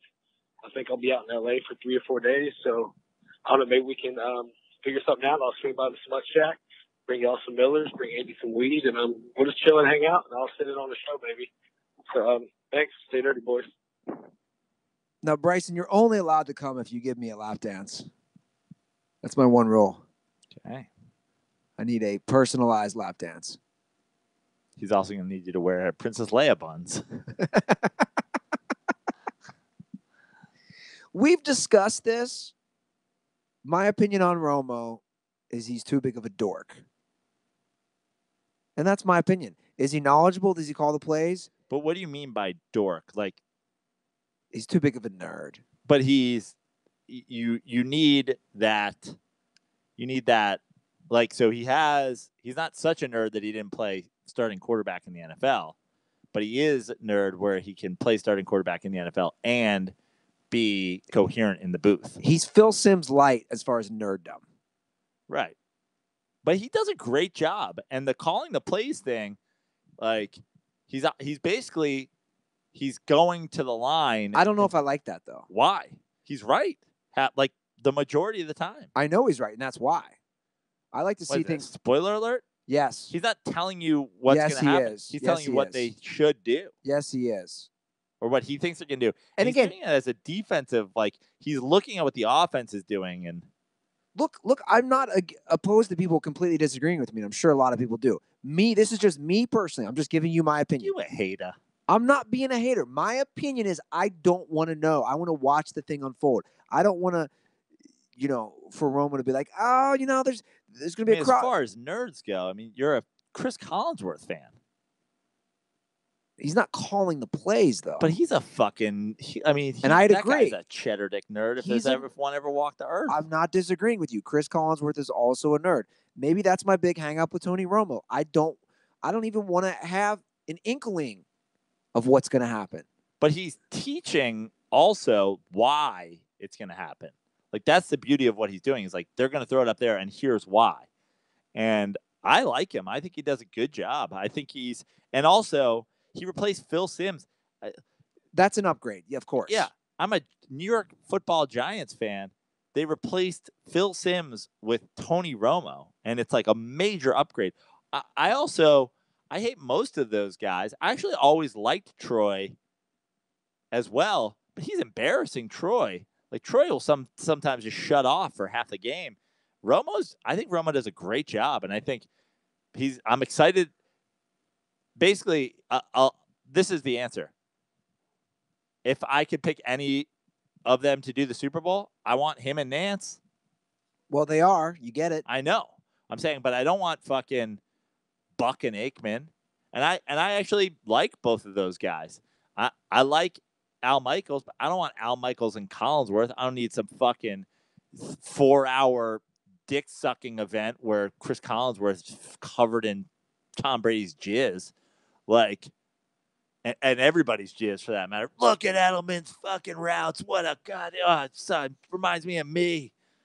So Romo Nance. All right. I prefer Aikman, Buck, and I also prefer. You'd rather hear Aikman, Buck do the Super Bowl than Nance, Romo? Yeah, I would. Wow. I really would. This is a bad hot take. It's not a hot take. It's just my opinion. My personal opinion. I'm not saying, hold on. There's a difference in a hot take where I'm trying to state someone's better. I'm saying me, Andy Ruther, would rather have him. I've always been a huge fan of Aikman. Yeah, he's great, but he's not doing it like Romo. Yeah, I don't want to know the fucking plays. Again. All right. And he's critical. Romo's never critical either. You can say all you want about Chris Collinsworth. Romo's not critical either. That's what to me sets Aikman apart. Aikman has no problem being like, that's a bad play. That's a stupid penalty. He'll say those things. You don't see those other guys saying those things. Yeah, totally. A lot. The majority of guys don't do that. But, Romo's also not doing slurp fest all day. And maybe it all comes back to hide and go seek on his bachelor party. Yeah, there's a lot to not like about Tony Romo. Like, there's a ton of reasons why I don't think it'd be fun to hang out with him. But I don't want to hang out with him. I don't want him at my Super Bowl party. I want him calling the Super Bowl. But for the record, it's not. I don't dislike Romo. I'm just calling him a dork. I agree with that. But he also played quarterback in the NFL, and he's a dork. Perfect for being the fucking voice of the game. All right. Well, let's get to another NFL-related call from Kyle Aronofsky. What's going on, boys? Kyle Aronofsky calling back once again from beautiful and cold Toms River, New Jersey, home of the 1998 Little League World Series champions and #1 Amy Schumer defender Kurt Metzger. Just calling to see if maybe next season for the NFL, if you guys would be interested in doing your regular season picks and that whole competition thing, and then doing maybe something separate or maybe something tied in for the playoffs. Because if I remember the picks for Thursday correctly, it seems like Prano's starting to really pick it up now at the end of the year. A little too late, but he's been doing great, and Ruther's fucking putting the mush on everybody. Also, shout out to Prano for convincing me to parlay the under on the NFC Championship game and the over on the AFC Championship game. That paid out pretty well. Not a big deal. Thanks. And condoms are for those LA Rams fans. And that bar in that video that went viral, and they're like barely clapping and shit. Yeah, condoms are for them. Fuck those guys. Kyle, I'm throwing my hands up in front of the camera because I made the exact same over-under pick on those two games. Yeah, but you're not trustworthy at this point in postseason football. So he needed me to tell him that so he'd know it would happen. I gotta say, I like the idea of doing like a regular season and then like maybe the wild cards like were 2 points a game, and the next rounds were 3, and the championship games were 4, and Super Bowls were 5. Like that it'd extend our season, but it also the thing about my year this year versus my postseason, I've been saying this the whole year. I'm not making any excuse for what I did. My picks this year were horrific. I've never been worse at picking games, but what I said the whole year proved true, and that was I actually thought there was a lack of parity in the NFL this year.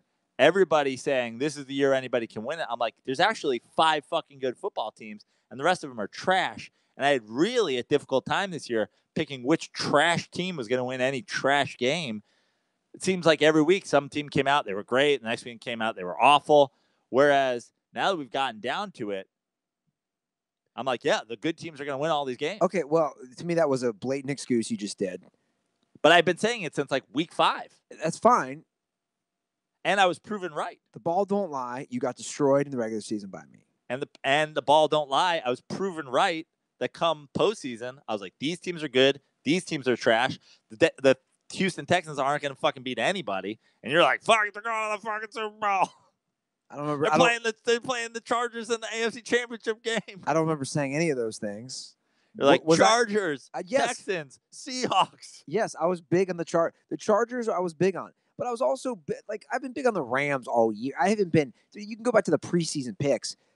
You were the one who was like, it sounds like you want the Rams, and I just wasn't sure. Like I even have that clip where I'm saying, is it going to be Chargers Rams? So it's not like I was off the Rams. Not that that's a big call because of what they did in the offseason. I'm not saying I was making going out on a limb to say the Rams are going to make the Super Bowl. Look, I've had a bad postseason. It's been pretty atrocious. I've missed my calls. No, but my point about the regular season was, do you remember when we were like, the NFC East is the fucking worst division?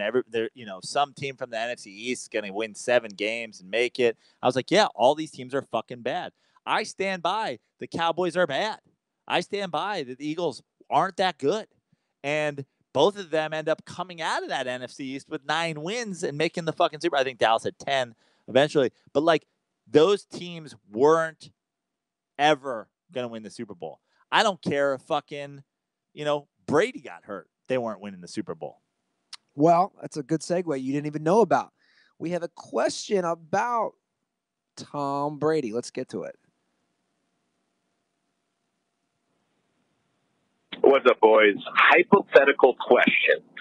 Let's say that the New England Patriots win the Super Bowl this year and Tom Brady rides into the sunset and retires at the end of the season with that final championship. If you are the New England Patriots, do you throw money at Nick Foles, trying to bring him in on a short contract, then in 2021 go 0-16 trying to get Trevor Lawrence, the quarterback from Clemson? Because I've been watching college football. I've been watching the NFL for many years. And I have not seen a quarterback with such poise, arm accuracy, just do it all than Trevor Lawrence as a freshman. Maybe he will never get better, but I think he is 100% the real deal. Maybe I'm wrong, but I want to hear what you guys think. And stay dirty, boys.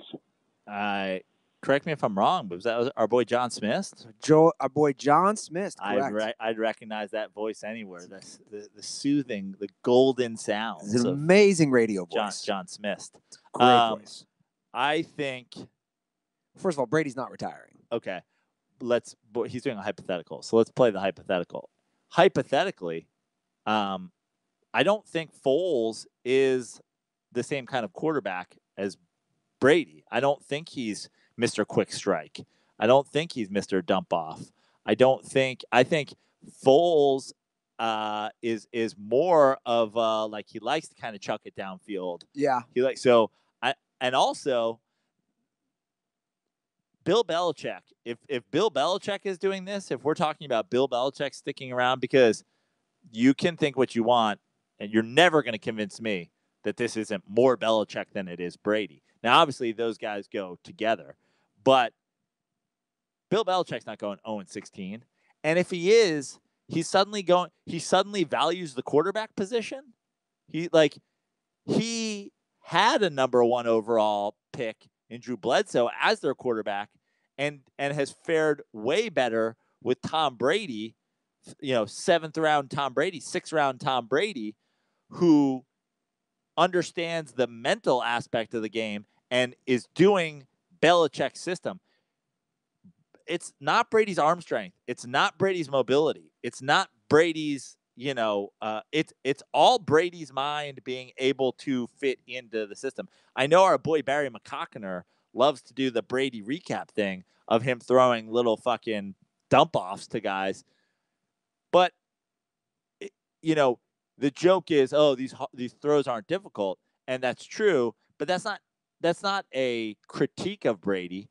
Those guys are open. And they're getting fucking yards after catch because Belichick has set up the system. What I think the hypothetical is asking is complete opposite of what I've said the whole time. Is like, I think he could have done it with a lot of reasonably good, smart quarterbacks. Like, I think Belichick could have done this with, Brian Greasy. Hold on a second. Michigan, son of a quarterback. I know who. Same fucking guy. You know what I'm saying? You mean to tell me? See, I'm going to completely disagree here. You mean to tell me Brian Greasy's winning 5 Super Bowls? 5, okay, whatever. Like, obviously, Tom Brady is fucking. Okay, you mean. But I'm saying, let's cut that number way down. You mean to tell me Brian Greasy with Bill Belichick is winning 2 Super Bowls? Yes. Fuck no. Based on what are you saying though? You're saying that based on what? Based on Brian Greasy's career. No, but that's not fair because the basis of when they're actually on a level playing field, Brian Greasy started at Michigan the whole time he was fucking there. Tom Brady didn't. Now, put him with Bill Belichick. Go to the Barry McCockiner thing. Brian Greasy can't hit James White out of the backfield wide open in the flats. He wasn't a mongoloid. I know. I'm not saying that, but look, dude. I laugh a lot of times at the stuff that McCockiner does, and I'm not saying that I disagree with the stuff he does, but I also, come on, man, like. Now you're gonna pull up Brian Greasy stats with the Dolphins and with the Broncos. But hold on. It's not just the pull. I was curious how many years he played. First of all, when he entered the league and when he left. So he was around Brady's time. He entered the league in '98. Brady was what, 2000? Yeah. So they're in the same wheelhouse. Yeah, because Brady was the quarterback at Michigan right after, and then obviously the Drew Henson experience arrived. But Joe, well. if you said to me, do you believe Brian Greasy wins 2 of those Patriots Super Bowls? I am point blank going to say fuck no. Okay. And we can disagree on this. Yeah, we can agree to disagree because you could be like me. You could be a Giants fan, right? And you could say, man, Phil Simms was literally perfect in a Super Bowl against the Broncos. That, at the time, no one had a fucking better game. That his what was he, 25 for whatever, 25 or something at some point in the game. It was stupid. And you could be a Giants fan. You could be like, well, Phil Simms is a fucking great quarterback. And then you can watch Phil Simms go down and a Parcells Belichick coaching staff be like, we'll win with Hostetler. And we're going to be fine. Well, look, there's no denying that the Patriots have gone 14-6 without Brady. That's a crazy number. Yeah. There's no denying that they've won 70% of their games after 20 games. So that's a good litmus test. It's not a small sample. That's a good sample. There's also the year that Brady was suspended 4 games. They did it with Like Garoppolo, then he got hurt. Jacoby Brissett. Then they do it with Brissett. No, I get that. And that's included in the 14 right. and No, 6. I know. But I'm saying, this is my point. They're not just doing it with a guy who they've made the next Brady. We've drafted this guy because we think he's got Brady. Then that guy gets hurt, and then they do it with the next guy. And I know. And Brissett beat the Texans worse than Brady did that year. And I know we're having another quarterback discussion, which I, by the way, enjoy. I think these are good conversations. I think most people like hearing them. But I also think it's important with Brady to factor in, at least for me, as a fan of football, as a fan of his game, it's one of those we'll never know because we never got to see him on the Cleveland Browns, on the New York Jets, on the Buffalo Bills, on a bad organization. It's one of those what ifs. But I also think, yes. But hold on a second. Look at Brady with Belichick. Look at Walsh gets Montana, and then he's like, "Fuck, let's go to Steve Young." Look at who's another great example where it's all set up and they're plug and playing. I mean, even Andy Reid. We're having Alex Smith was MVP consideration. But hold on a second, you're making a good point, but that's also hurting the point for Montana at times because we're saying, well, shit. Walsh was such a good coach. He had such a good system, like Bill Belichick. They plugged in Steve Young, the guy who played in the USFL. Right. And then he wins a Super Bowl. So my argument is this. Every good player, every good quarterback, I should say, comes from some system. Can we agree? No, we can't. I disagree with that entirely.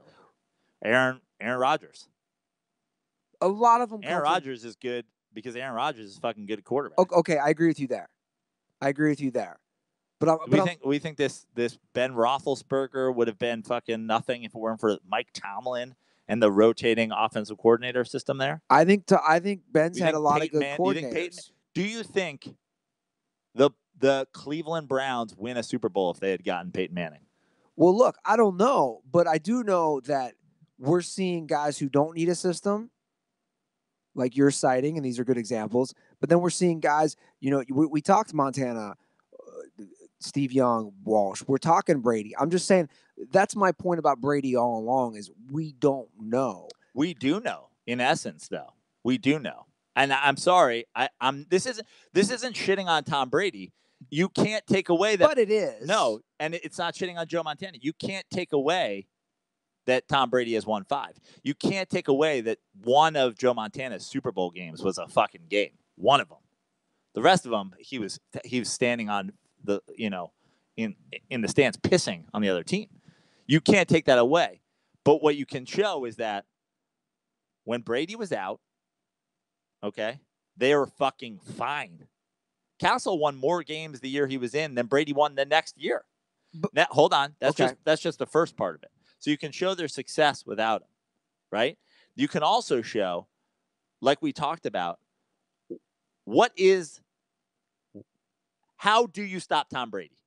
We have the blueprint. How do you stop Tom Brady? You get to him. You sack him. Pressure. So Tom Brady gets drafted by the fucking Cleveland Browns. What is his career? The Peyton Manning wasn't like, oh, you got to get to Peyton Manning. That wasn't the fucking thing. Peyton Manning's not that guy. Tom Brady, it's like you're pressuring him.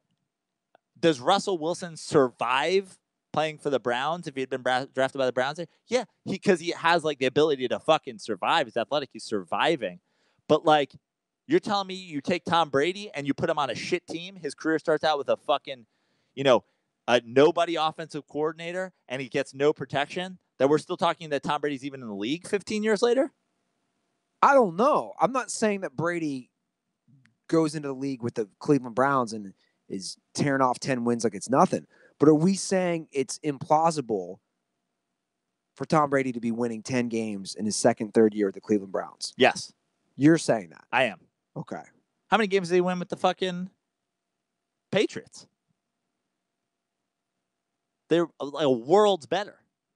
Worlds better. Peyton Manning came to a terrible, terrible franchise. He didn't win fucking 10 games his first year. I believe he won 2 or 3. Yeah, because they fucking sucked. Yeah. And he threw the most picks ever for a fucking rookie. But and I believe he won 12 games his second year, or 10 or something. Yeah, like 10, probably 10. He really jumped. Right. But they fucking stunk. And he turned them around. And then when he got hurt, they lost every fucking game. They lost all but what, 1 game, 2 games? It's an interesting discussion just because for me, you know how much I think the answer for Belichick is he would have needed a smart guy to be the guy. You know how much I value the NFL Network.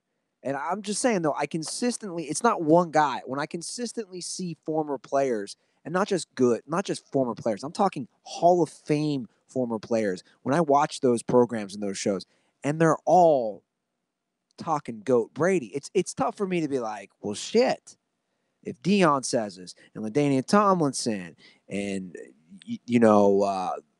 I'm just tossing some names, but like when they all say it consistently. But when Barkley and Paul Pierce and all those guys refuse to fucking say LeBron James, you're like, they're just old heads. I don't call them old heads. But that's the gist, right? They're refusing to give this guy. There is a recency bias. You can't take away that Tom Brady has played in 9 Super Bowls and won 5. You can't take that away. But you can look at what the team's done without him, and you can look at the McCockiner tapes. You know what I mean? And again, for the record, I'm all over the map always with Brady. You guys can go past episodes. I'm all over the map. I don't even know where I stand from a day-to-day basis because there is enough evidence, especially video evidence, courtesy of Barry McCockiner. I don't know where I stand, but I do know this. I'm not as ready like you to say, oh, he doesn't win 10 games with the Browns. But I'm also confident either. But I'm not as ready because you're saying hell no. Well, Bill Belichick's a genius. And we agree with that, right? He's the best coach of all time. Bill Belichick wasn't like, I like this Brady kid. I'm going to take him in the 3rd round. No one wants him. I'm going to take him in the 3rd round. He wasn't like, I love this Brady kid. No one wants him. I'm going to take him in the 4th round. Like, you can say they missed, and there's no doubt about it. Tom Brady has proven millions of times over that the fact that he got drafted in the 6th round, he made a career on proving all those people wrong. But Bill Belichick took him in the fucking 6th round. There are, dozens and dozens and dozens of professionals that were like, he's not a 1st rounder. He's not a 2nd rounder. He's not a 3rd rounder. He's not a 4th rounder. Like, he made it to the 6th fucking round. Well, those same professionals are wrong a lot. They're wrong a lot, but what they don't do, what they do wrong, and I think that there's some portion of them that are learning. I mean, we saw this with like Moneyball and everything. Things are modernizing. And this is exactly what I've said to every single person that said to me. Every single person that's asked me, should the Giants take Haskins? I said, I know he threw for 50 touchdowns. I know he only threw 8 interceptions. I know he's a pocket passer. I know he's NFL sized. I know he played at a big school, and he was fucking fantastic. I don't want to hear. I'm not even going to answer you until he takes a Wonderlic. Because this is first. And I've said that over and over and over again. Tug said, what's the first thing? That's first. That's why Ryan Fitzpatrick is still in the league right now. Because it starts here at quarterback. Tom Brady's a fucking smart guy. For anybody who's listening to audio, he's pointing to his head, his brain. Yeah, sorry. Forgot we don't just do this for YouTube anymore. Pointing to my brain. It starts with your brain at the quarterback position. You got to be able to do it. Andrew Hawkins came on and told us it's a different offense. That's what he said to us. He goes, it's not like anybody else's offense. Dude, I mean, we already did this and set off angry Patriots fans last year. Does anybody think Edelman is faster and Hogan is a better jumper? These guys are in it because they're fucking not that good, and they have to run crisp routes, and they have to fucking get it. And I guarantee you, Larry Fitzgerald in his career would have fucking set every receiving record ever with Tom Brady because he's a freak athlete, and he runs the craziest routes, and he's a super smart receiver. It would have been no fucking question. But that's what Belichick does. Give me the smart guy at half the price. Well, I could talk this all day, but you got places to be. And I think it's a fascinating conversation. And I know it's kind of a recycled one, but it'll never end, plain and simple. Guys, the hotline is 310-359-8365. Leave a call, and maybe we'll play it. You can also support the show by going to Patreon, patreon.com/dirty sports. Again, guys, every little bit helps. Just $2 a day. Can get old. Instead of a cup of coffee. Yeah, exactly. Take that money you saved at Starbucks.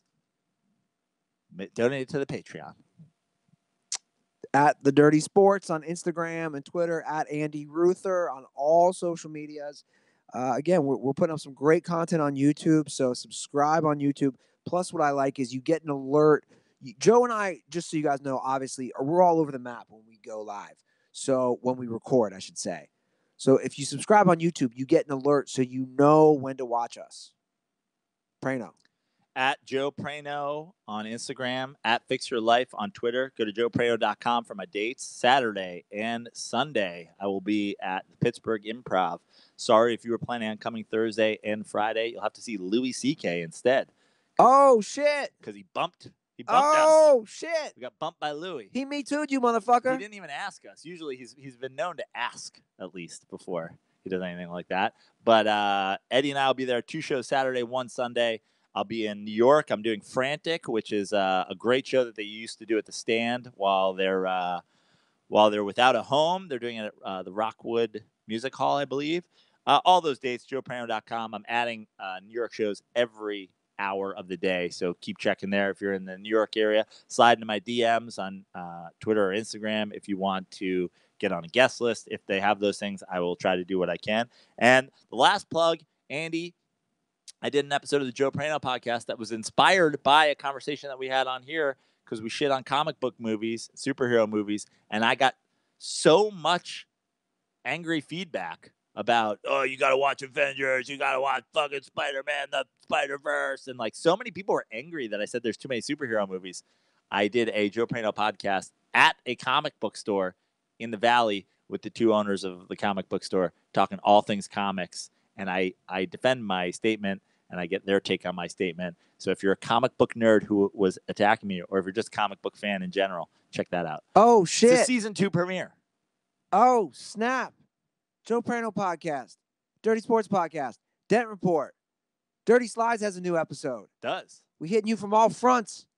Listen to them all, guys. We're about to light that DSPN sign. Oh, you're giving a little tease. We got a new DSPN sign, and it is lit, fam.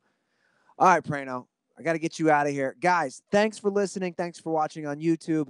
Give us all those likes. Give us all the comments. We love it all. And most importantly, have a great weekend. And don't forget, condoms are for pussies.